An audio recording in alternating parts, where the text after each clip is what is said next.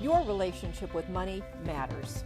I'm Michelle Perkins, and this is the Money and You podcast, where I will be breaking down your relationship with money, offering tough love money tips, and a money dating plan that will focus on lifting the barriers to success to help pave the way for better money practices and increased wealth. It's time to take control to live a limit-free life. It starts today. Hello, and welcome to the Money and You Show. I'm Michelle Perkins, your host, and I'm so glad you're here. We have a great show for you today. We are going to talk about being a boss, hiring people so that they can help you to be an amazing entrepreneur and scale and grow your business and not do all the work anymore and find just the right team for that. And it's not easy, as many of you know. If you're wondering why we're talking about this on the Money and You Show, well, we talk about how to make a living. That's a huge part of your money financial situation.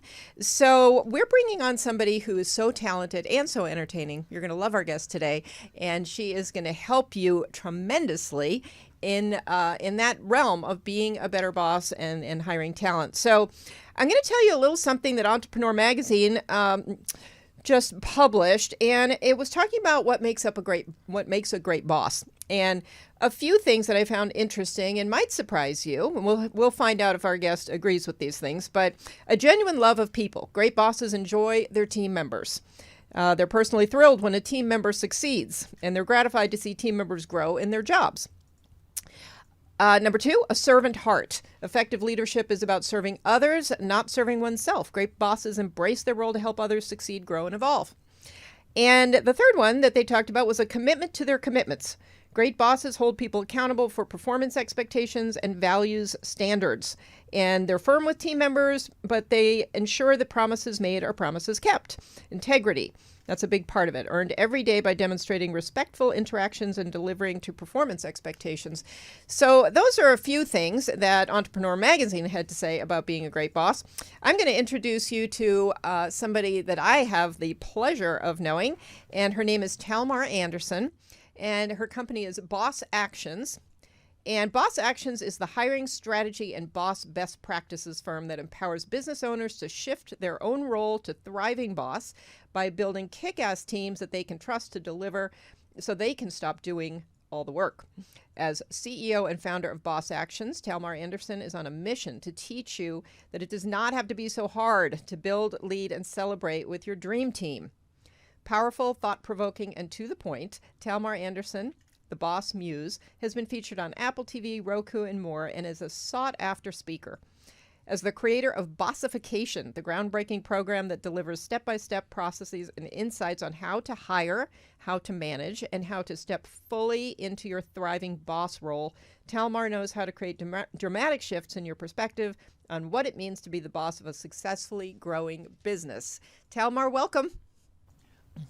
You so much, Michelle. I am thrilled to be here. That was an amazing intro, and there was a whole lot of pictures of me. Wow, how?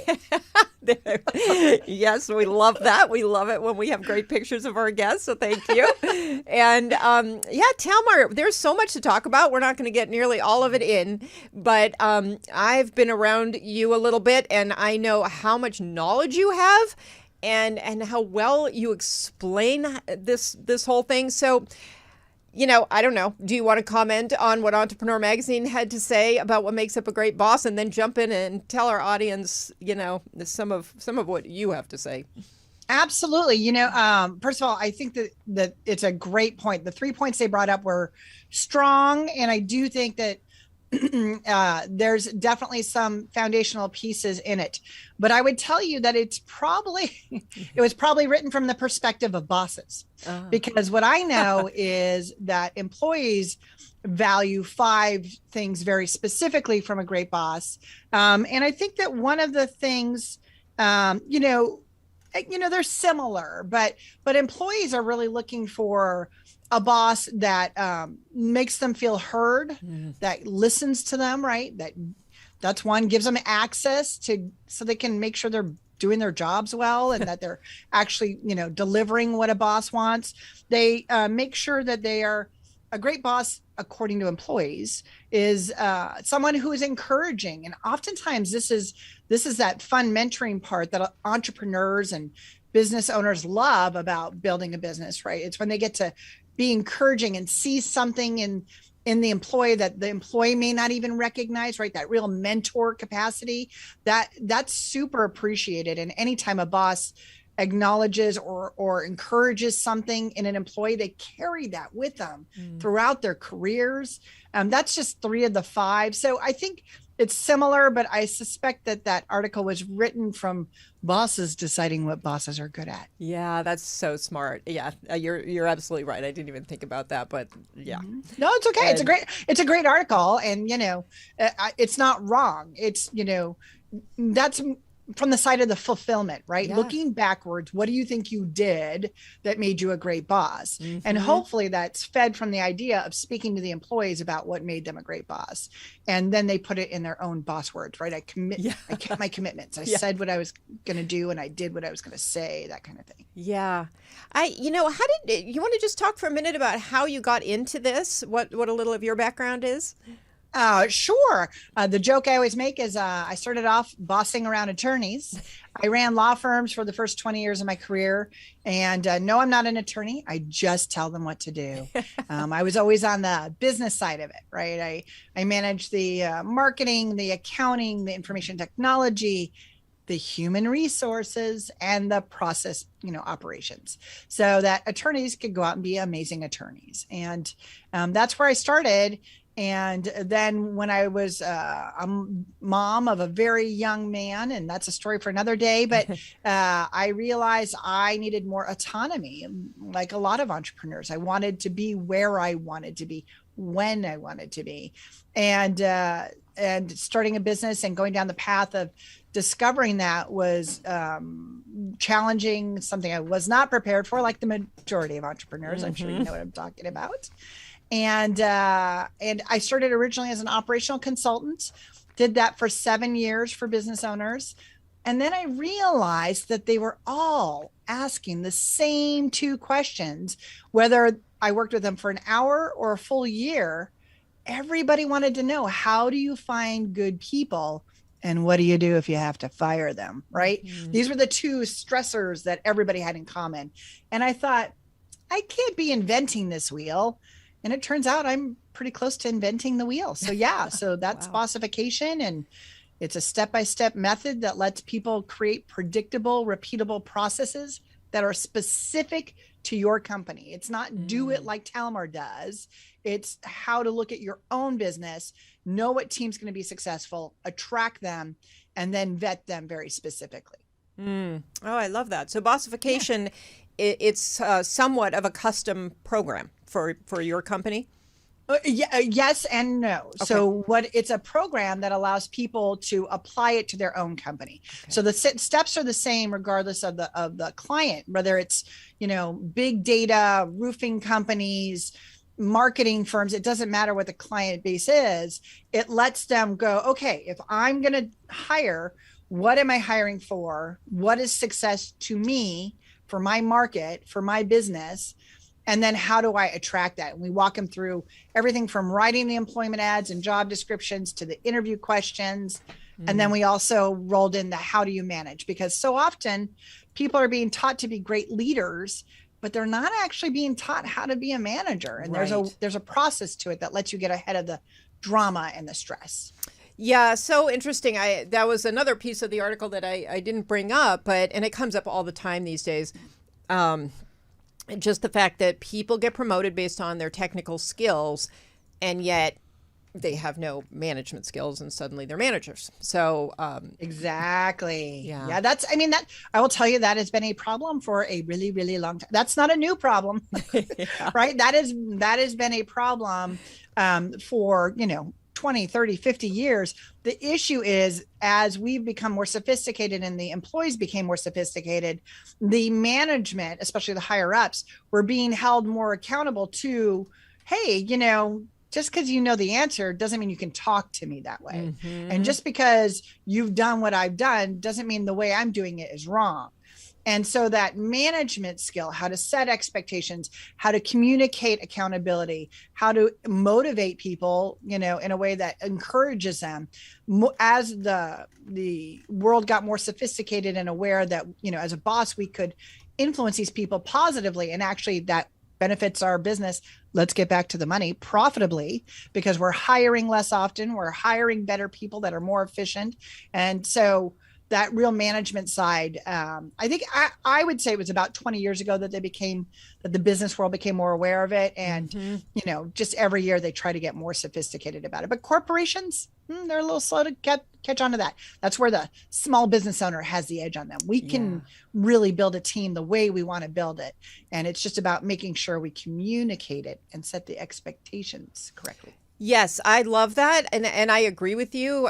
Corporate America is going to be slower to take on some of these new ideas. But at the same time, the small business owner can find themselves in places where they're more desperate. And, it's like hiring is of the essence in that moment. And so I can see where there are issues. So if you are a small business owner and you are trying to build this team, for one thing, I'd love to hear just some, basic hiring principles. I know I have rules, so much knowledge. I'll give you rules. You want some rules? I got it. Love the rules. And then, which is funny because actually Limit Free Life never really does love rules, but we're sorry, Talmar's bossy. In this moment.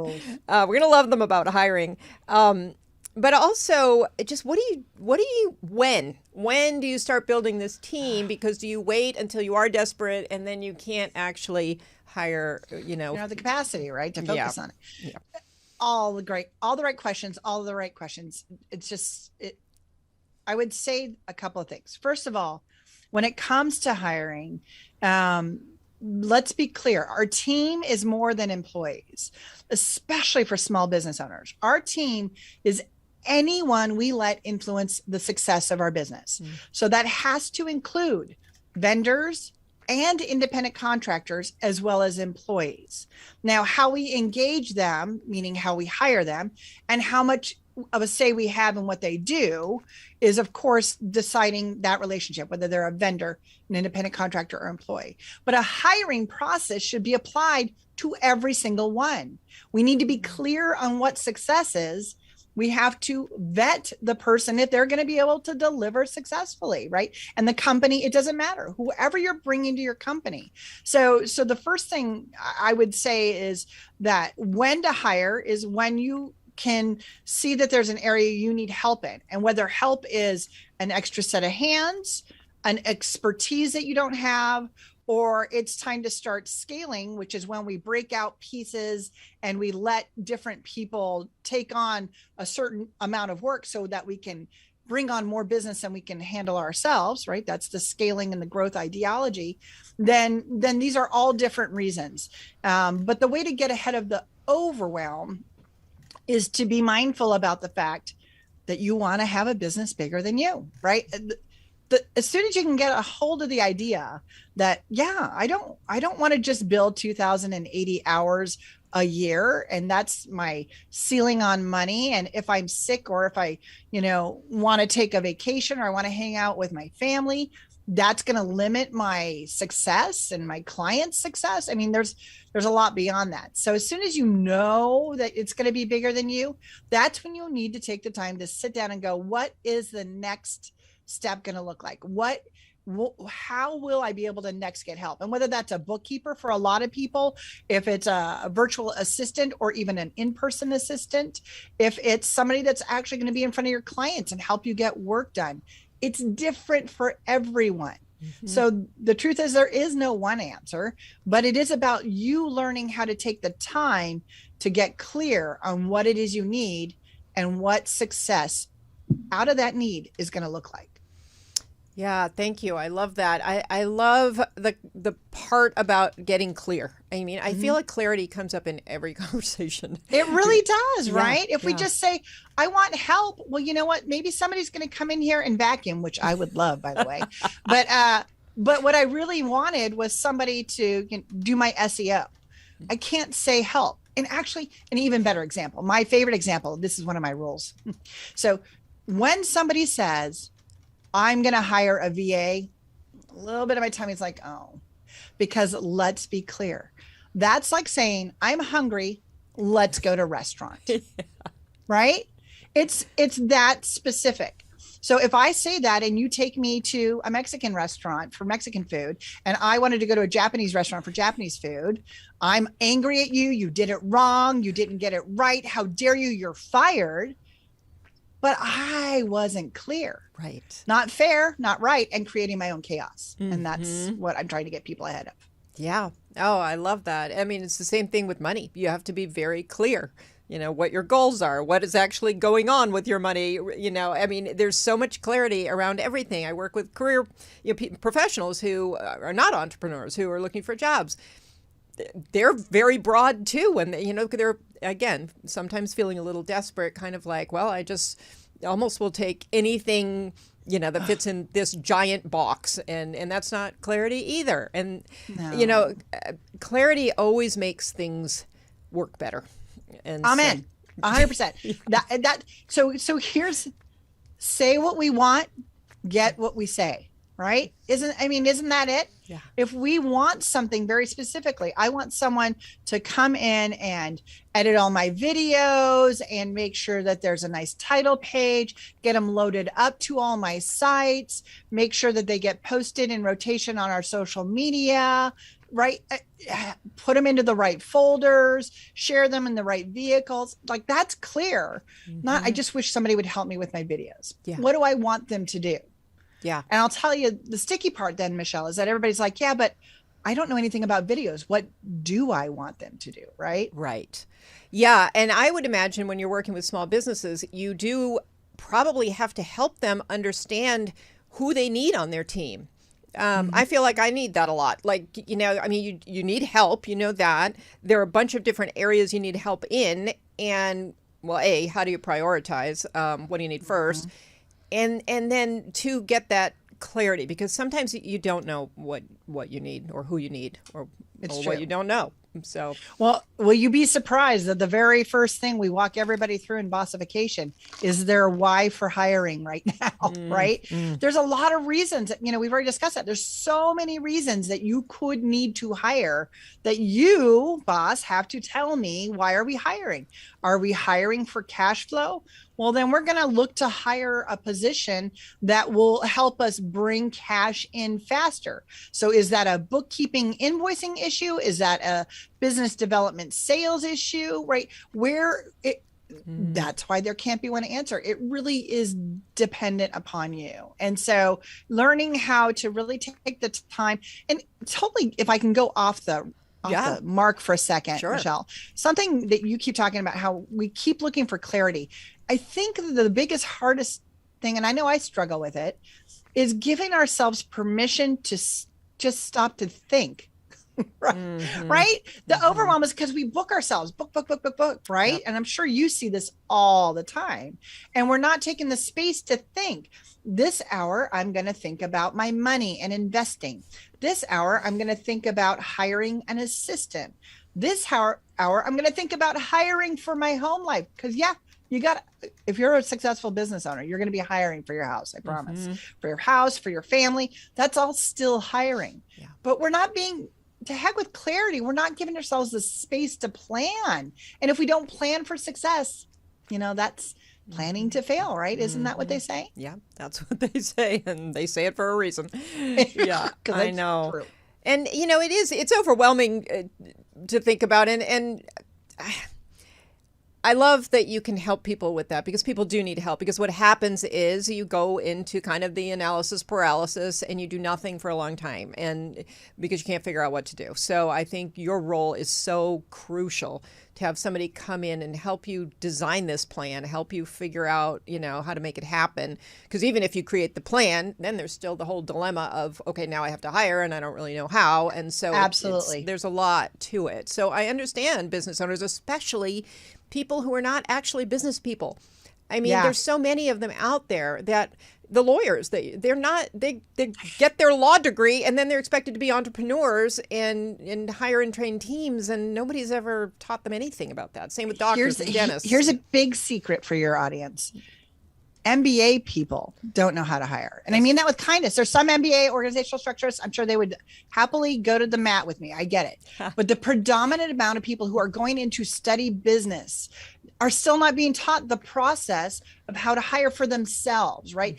Theoretical and concepts. And there might be a couple of rules, even the SBA, right? If you go to the SBA, the Small Business Administration, to learn how to hire, they're going to go, here's a template of an employment ad or a job description. But what they're not taking the time to do is teach people that it starts 2 full steps before you write that employment ad. You're going to attract what, who, what do you want, right? And so, it's very frustrating. And I feel just terrible that it's not easier and that it's taken till boss actions for people to have someone who can take a step-by-step process and let them really go. What do I want? What's that look like? And what is that person bringing to me and my company so that I can attract it in an employment ad and then vet them through my vetting process, really go in and ask them the questions to make me believe that I have a reasonable expectation that they can actually do the job.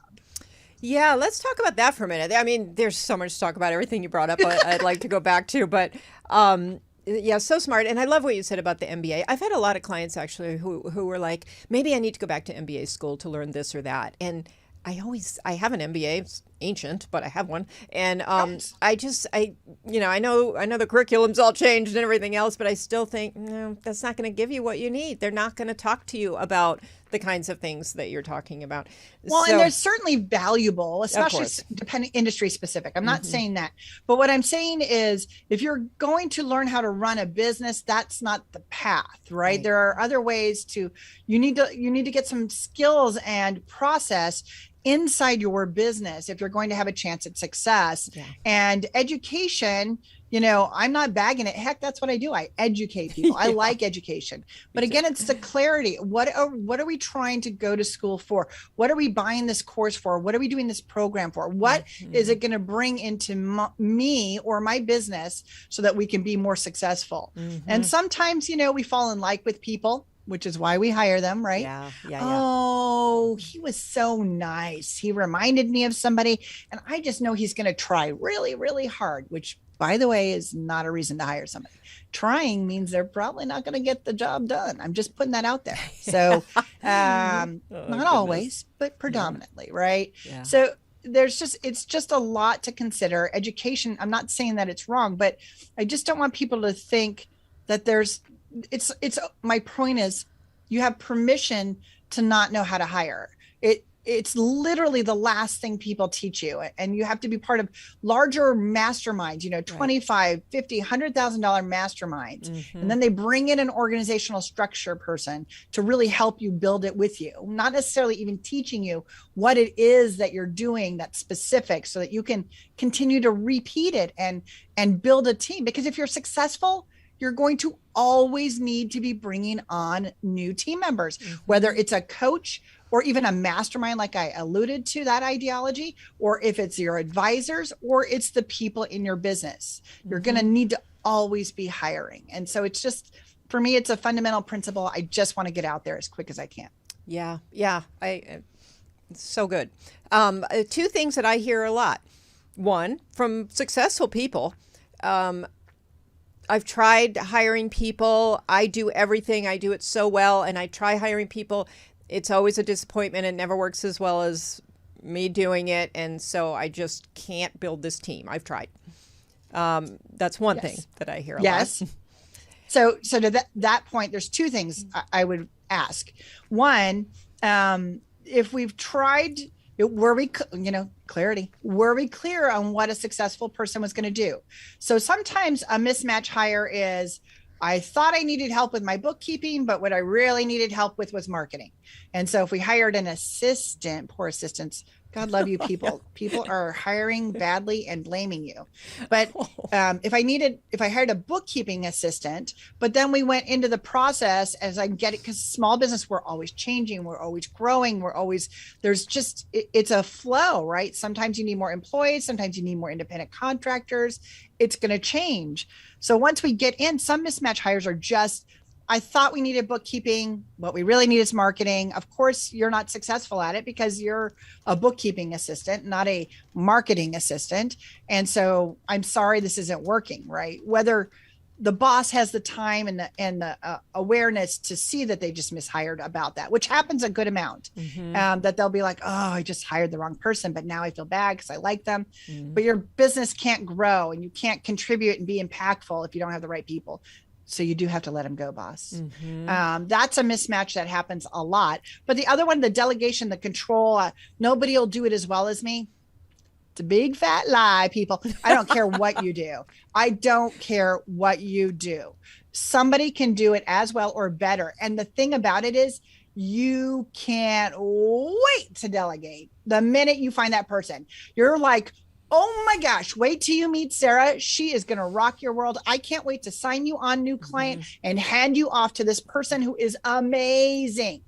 So if you don't have that person, it's because you don't trust them, because they're not the right person. And we have to deal with that sooner than later. And that's the management side of bossification. Yeah. Excellent. And then there are the people who manage a team, maybe even a relatively large team, small business owner, and they're having a terrible time keeping track of what everybody's doing. So they feel a little bit lost. It's a good one. Yeah, I work with some people like that, and they're good at. I mean, they were good at hiring actually, and they were good at delegating, but now they're spending a lot of time wondering what people are doing and are they caught up, and trying to implement, whatever software they need to make sure everybody's reporting up. And so anyway, that's my other thing that I hear a lot. So automation is great, and it's a tool, but I think that the piece that's missing a lot of times when companies are scaling and growing is something called span of capacity. So each person in your company should have a finite number of people that they manage. Now, this will be industry specific, and of course it will be business specific, but traditionally I like to base this on risk management best practices, right? Like emergency services. You're not allowed to have more than 7 people report to you. Now, I'm nice to small business. I will let them have as many as 10, because consider that we've got a bookkeeper and an attorney that while we need to keep tabs on them, we probably don't talk to them as much as, say, our customer service person or, somebody that's working on the deliverable side for a client. So that's something to keep in mind. When you go bigger, it is critical that you start to build leadership that also has a limit to how many people can report to them. And this is how we get into that corporation idea, right? People call it bureaucracy. Oh, they're just trying to put some layers in there to, deflect or to be able to blame somebody else. No, it's because a good boss knows you are giving time and attention to your team. I mean, this is a fundamental process. I don't know if you saw it go across the screen, but our whole mission is to help business owners understand that a boss provides the tools, the team builds success. And as you create leadership and more layers of bosses within your company, they also need to be all about their team, and so on and so forth. So we need to make sure that everyone, to your original point with the expertise getting promoted, right, is make sure that they have the capacity to understand how to manage, how to be in front of people, how to be accessible. Are they able to do that? There's plenty of bosses that hide and, do the body language with their arms crossed, and they're like, yeah, what? I'm busy. And they reschedule on their team. And a great boss in any level is somebody that's all about making themselves accessible and in front of their team. And a lot of our business owners have never been taught how to do that, how to set boundaries so that they're not doing it too much, but also to be encouraging. And then that secondary piece of, how do I hold them accountable? What if they're not doing the job? I can give them all the tools, but if they're not stepping up, that's my issue. Oh my gosh, Talmar, this is so good. And it brings up so many new questions, but I love that. And I love the boundaries comment, because I do know people who are like, well, if I make myself too accessible, I will never get any of my work done. I'll just be, fielding questions all day long. And that could happen. So what you're talking about is so important. And it's doable. My dog's literally just busted in. Your dog is sorry. Beautiful. We have many dogs that show up on the Money and You show. So sorry about that, y'all. I'm also wondering, when you have maybe more than one boss, this actually just recently came up with a client, and it's a partnership arrangement. And business partners. One of them is has paid more attention to sort of the art of being a boss, and the other, maybe they're not being the similar bosses or handling that, their employees in similar ways. And I don't know. Would you suggest navigating something like that? Well, so the issue is, you have to be very clear on workflows and communication. So if you have two business owners, who reports to whom? Who's the decider? Who's the manager, right? And the best way to do that is to either especially if you have somebody that's not strong in their management or people skills. Some experts are great, some visionaries are great, but they're just not the people that have the capacity to motivate, encourage, and hold accountable even. That can be the piece, right?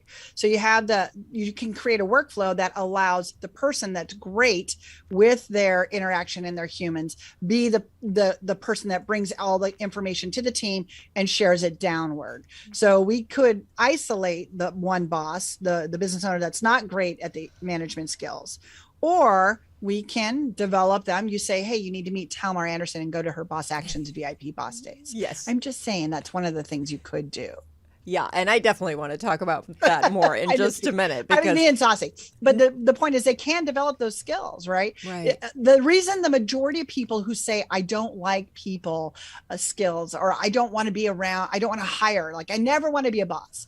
It's because they either had a boss that really forced them into a management situation that was not ideal, and they felt uncomfortable and never want to feel that way again. But now you're the business owner, which is why I work with them, because they're the ones that are setting the tone for what the team's going to look like. They're the ones that are deciding exactly how success is going to be done. Right. So it can be learned, but I think that they just are so stuck in their past experiences of being forced to manage in a world where it wasn't their rules, that they can't imagine taking on the responsibility of being that bad guy. But being a manager is not about being a bad guy. Right. By the time you hold somebody accountable, you've had the right conversations. If you're following the system, you've had the conversations that literally no one is surprised. You call them into your office and you say, you know what?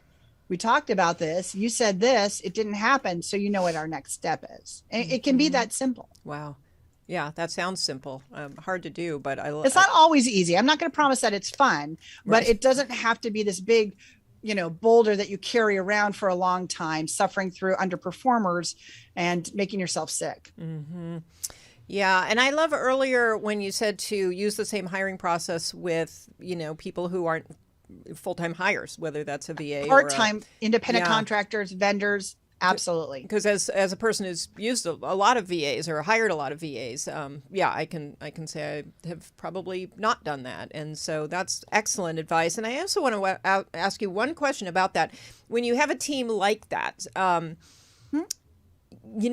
in some ways you tend to sort of treat them differently in terms of team meetings and just communication and everything too. They're, at least the way I've done it, and I know this is a mistake I've made, so I'll be clear about that. But I was more assigning tasks to these kind of people who were more on the periphery and not having a cohesive kind of team where people knew what other team members were doing.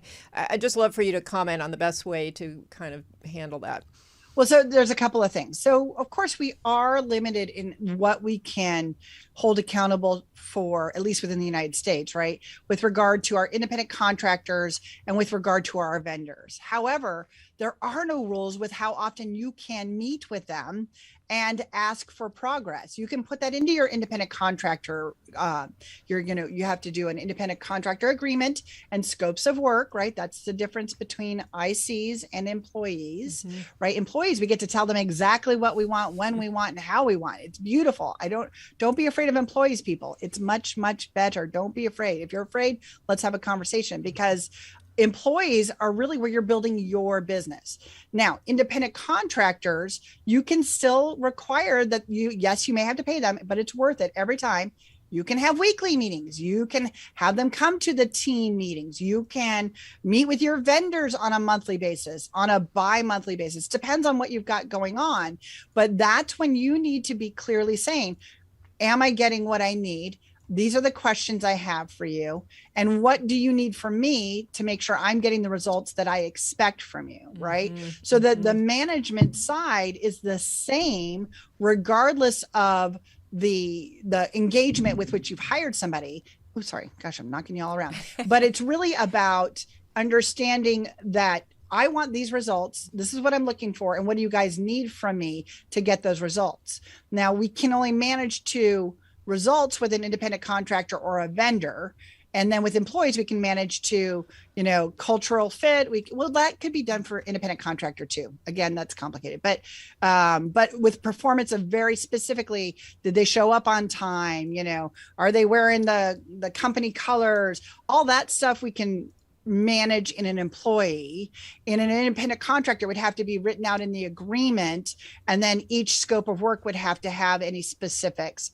But once we've set what success is for each one of those roles, vendor, independent contractor, or employee, we should be in front of them all the time, making sure they're giving us what we want in the way that we want, and then correcting any behaviors or results that are not consistent with where we want to go with that relationship.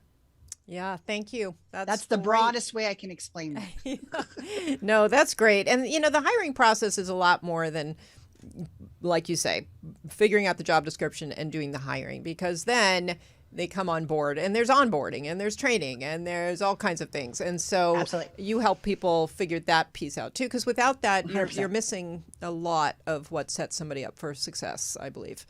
I agree with you 100%. One of my, we talked about rules and I haven't given hardly any of them yet. My gosh, give us some rules before we close up here. So when it comes to onboarding, I nothing gets me hotter under the collar than a boss who is frustrated that the first week a new employee couldn't even clear off their own desk.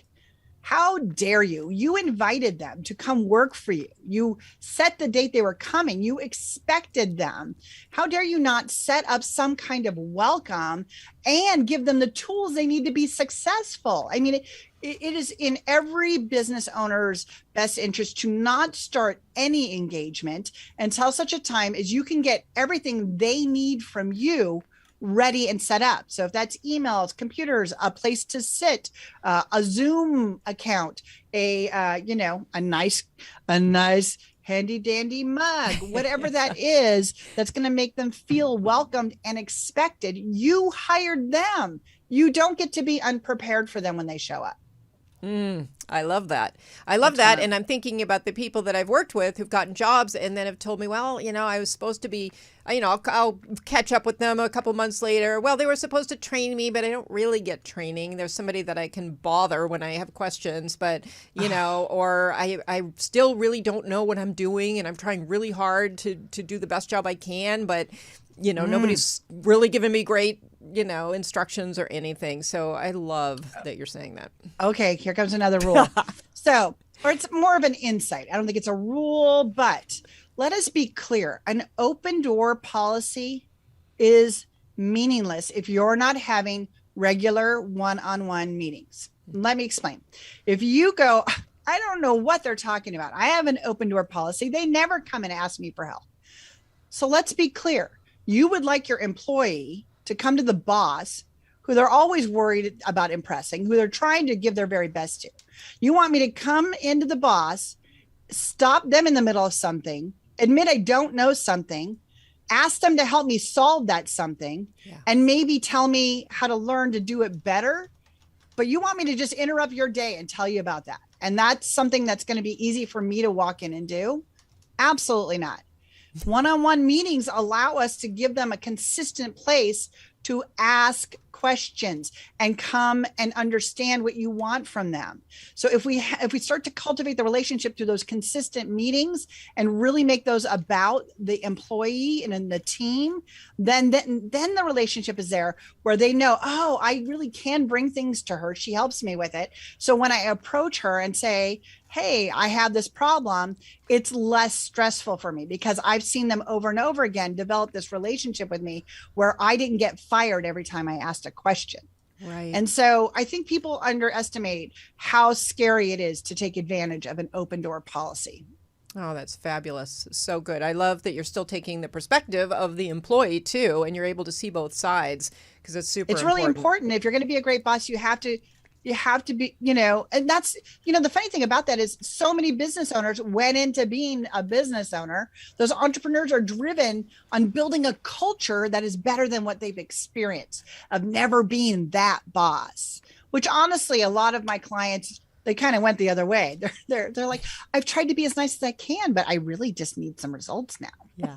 Yeah. Right. Oh my So gosh, it's Talmar, this is so good. I could talk to you all day long, and I'm sure people are dying to hear more at this point. So can you tell people how they can connect with you and learn more from you? This is such good stuff. And for the people listening who are thinking, this is overwhelming, this is a lot, I have too much work to do to even think about this.